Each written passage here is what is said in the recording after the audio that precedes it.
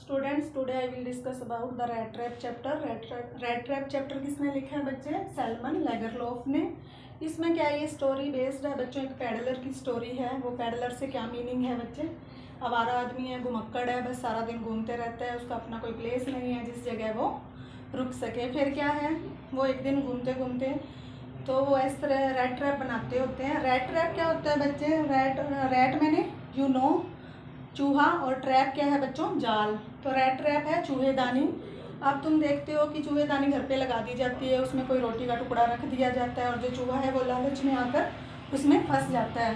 तो इसी तरीके से वो जो पैडलर है एक रात सोच रहा होता है कि ये जो संसार है, इसमें जो ये वेल्थ है और ये जो भी फूड हैं, शेल्टर हैं, ये सारी जो चीज़ें हैं एक लालच ही है। इनके लालच के लिए हम जी रहे हैं, इन चीज़ों का लालच मिलता है तो हम कुछ भी करने के लिए तैयार हो जाते हैं। तो इसी तरीके से वो पैडलर सोचते सोचते रात में सो जाता है। फिर मॉर्निंग में जब वो अपने काम पर निकलता है तो वो क्या करता है, जब फ्री होता है शाम में, तो उसको ये होता है कि अब मेरा तो कोई घर है नहीं, तो क्यों ना किसी का घर नॉक किया जाए। तो वो जाता है और किसी का घर नॉक करता है, तो उसमें से एक बूढ़ा किसान निकलता है।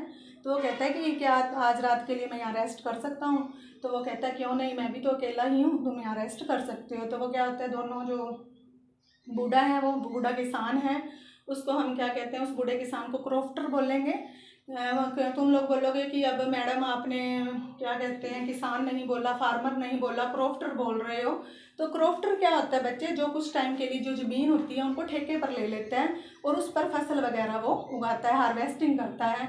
तो बच्चे क्रॉफ्टर वो होते हैं जो ठेके पर ज़मीन लेते हैं, उनकी खुद की ज़मीन नहीं होती है, तो इसीलिए उनको किसान नहीं बोला गया है, एन ओल्ड क्रॉफ्टर बोला गया है। तो पैडलर की बात तो मैंने तुम्हें बताई है कि एक तो करेक्टर रहेंगे पैडलर। जो स्टोरी है रिवॉल्व्स अराउंड किसके हो रही है? पैडलर के। और सेकंड करेक्टर क्या है? क्रॉफ्टर है। अब बच्चे क्रॉफ्टर के घर वो शरण लेता है, रात को रुक जाता है। जैसे ही वो क्रॉफ्टर के यहाँ रुकता है, फिर वो रात में मजोलिस एक गेम होती है। मजोलिस गेम में क्या है बच्चे, ज़्यादा से ज़्यादा मजोलिस में कार्ड प्ले करते हैं और वो कार्ड खेलते खेलते पूरी रात क्या कहते हैं बीत जाती है। और फिर उस रात जब वो निकलती है और अगले दिन जब बात कर रहा होता है वो बूढ़ा क्रॉफ्टर, उसको बताता है कि मैं जो पहले था एक किसान ही था, फिर बाद में मैंने क्या किया, दूध बेचने का काम शुरू किया और उसमें मैंने बहुत पैसे कमाए। तो फिर वो जो पैडलर होता है कहता है चलो यार तुम भी क्या बात करते हो, क्या कहते हैं दूध वाले पैसे, दूध में से इतने पैसे कमा सकते हैं? वो कहते हैं हाँ कमाया है, क्यों नहीं कमाया, मैंने 30 क्रोनर कमाए हैं। वो स्कॉटलैंड सिटी है, तो स्कॉटलैंड में क्रोनर बोल रहे हैं उसको, अमेरिका वगैरह में डॉलर बोलते हैं और अपने इंडिया में पैसा रुपीज़ बोलते हैं, तो वो क्रोनर होती है करेंसी। तो वो कहता है मेरे पास तो 30 क्रोनर हैं। तो कहते हैं कि 30 क्रोनर हैं, तो वो उस पैडलर को दिखाने लग जाते हैं। रात में उनकी दोस्ती इतनी बढ़ जाती है कि अपना पैसा भी उनको दिखाना शुरू कर देते हैं। फिर क्या होता है, मॉर्निंग में दोनों लोग इकट्ठे ही निकलते हैं उस घर से बाहर, लेकिन जो क्रॉफ्टर होता है वो चला जाता है। पैडलर के मन में थोड़ा लालच आ जाता है। रात ही वो सोच रहा था कि ये जो सारी चीज़ें हैं संसार की, ये हमारे मन में लालच जगाती हैं, लेकिन फिर भी वो अपने लालच पर कंट्रोल नहीं कर पाता और क्या करता है, उनके घर की खिड़की तोड़ता है और उस 30 क्रोनर को चुरा लेता है। जब वो 30 क्रोनर चुरा कर निकलता है तो उसका अब अपना घर तो होता नहीं है और आगे हाईवे होता है। वो कहता है अब मैं हाईवे पे कहाँ जाऊँगा, तो इधर एक साइड में जंगल होता है, तो वो जंगल में ही चला जाता है। जब वो जंगल में जाता है बच्चे, तो जंगल में भटक जाता है एकदम से। जहाँ से वो स्टार्टिंग करता है वहीं वापस आकर रुकता है, उसको कोई भी रास्ता नहीं मिलता कि अब मैं निकलूँ कैसे। तो फिर क्या होता है, वो बहुत ज़्यादा घबरा जाता है और डर के मारे बेहोश होकर वहीं लेट जाता है। जब उसे होश आता है तो थोड़ी देर में उनको क्या कहते हैं, थंबिंग सुनाई देती है, थंबिंग वॉइस ऑफ द हैमर, हथौड़े की आवाज़ सुनाई देती है एकदम से। तो उसको वो भागता है तो उसको दिखता है कि वहाँ आगे आयरन मिल है, तो वहाँ लोहा बनाने का सारा काम हो रहा होता है आयरन मिल में। तो जब आयरन मिल में थोड़ी सिकाई का काम होता है, फायर जल रही होती है, तो वो मालिक को बोलता है, आयरन मास्टर को, क्या मैं यहाँ थोड़े टाइम के लिए रेस्ट कर सकता हूँ? तो वो लोग बोलते हैं इट्स ओके।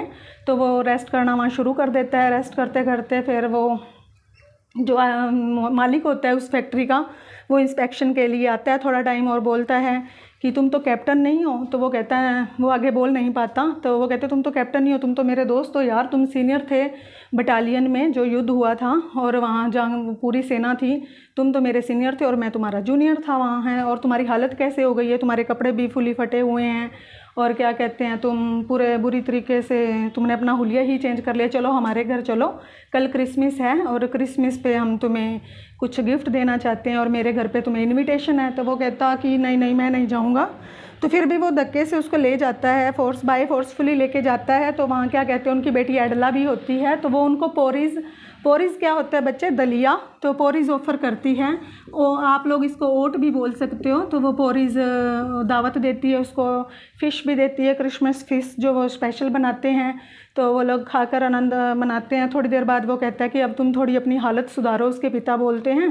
तो वो आयरन मास्टर उसकी शेव वेव कर देता है, अपने कपड़े वगैरह उसको डालने के लिए देते हैं। जब शेव करते हैं तो उसका असली हुलिया है जो वो सामने आ जाता है। वो कहते हैं यू आर नॉट कैप्टन हैं, तुम कौन हो। वो कहता भी मैंने तो पहले ही कुछ कहा ही नहीं कि मैं कैप्टन हूँ, तुम मुझे ज़बरदस्ती अपने घर ले आए हो। तो एकदम से वो आदमी बोलता है कि तुम यहाँ से बाहर निकलो। तो वो कहता है भी मैं बाहर किस लिए मैं जाऊँ। तो वो एडला बोलती है पिताजी जब तुम इसको पहले लेकर आए थे एज ए फ्रेंड तो बड़ी खातिरदारी कर रहे थे, अब प्लीज़ ऐसे मत कीजिए। तो क्या होता है, वो लोग चर्च में माथा टेकने के लिए चले जाते हैं, क्रिश्चियन होते हैं जो एडला हैं और उनके पिता हैं। फिर थोड़ी देर में जो पेडलर है उनके घर आता है और क्या करता है, मिड में वहाँ एक लेटर छोड़ता है और कुछ 30 क्रोनर भी वहीं छोड़कर वो चला जाता है। तो उनको चर्च में पता चलता है कि एक पेडलर आया हुआ है, वो पूरी सिटी में चोरियां कर रहा है। तो वो एकदम से अपने घर आते हैं कि कहीं हमारे घर से भी कुछ चोरी ना हो जाए। पर क्या होता है बच्चों, वो तो एडला के लिए एक लेटर छोड़ कर जाता है और वो 30 क्रोनर भी वहीं छोड़ जाता है। और उस लेटर में लिखा होता है कि तुमने जो मेरी सेवा की है मैं बहुत ज़्यादा खुश हूँ इससे, और तुमने मेरे अंदर की जो अच्छाई है उसको जगा दिया है। देखो बच्चे, कोई भी इंसान जन्म से बुरा पैदा नहीं होता है, हर एक इंसान के अंदर अच्छाई होती है कहीं ना कहीं दबी हुई, उस अच्छाई को बाहर निकालने की ज़रूरत होती है। तो एडला ने उससे बहुत अच्छा बिहेव किया, तो उसकी पर्सनैलिटी है सारी चेंज हो गई है, इंटरनल भी वो चेंज हो चुका है। तो वो कहता है अब मैं चोरी नहीं करूँगा, अब मैं एज ए कैप्टन ही जीऊँगा, कैप्टन की ज़िंदगी जीऊँगा। तो फिर वो 30 क्रोनर भी जो एडला है वो कहता है कि जहाँ से मैंने ये चोरी की थी एक क्रॉफ्टर के यहाँ से, ये 30 क्रोनर वहीं वापस भेज देना, अब तो मैं एक कैप्टन हूँ। और दस the reader forgive him for the human weakness. इसलिए जो रीडर हैं जो स्टोरी को पढ़ रहे हैं उसमें थोड़ी भी ये जो ह्यूमन में जो वीकनेस होती हैं उसको हम क्षमा कर सकते हैं, थोड़ी बहुत गलतियाँ हर एक इंसान से हो जाती हैं। To conclude we can say that real sympathy towards someone awaken essential goodness. क्या है कि किसी भी आदमी के प्रति हम थोड़ी हमदर्दी दिखाते हैं तो उसके अंदर की जो अच्छाई है उसको हम जगा सकते हैं। यही स्टोरी थी बच्चे, इसकी समरी डिलीवर कर दी जाएगी इन ग्रुप। Okay, thank you.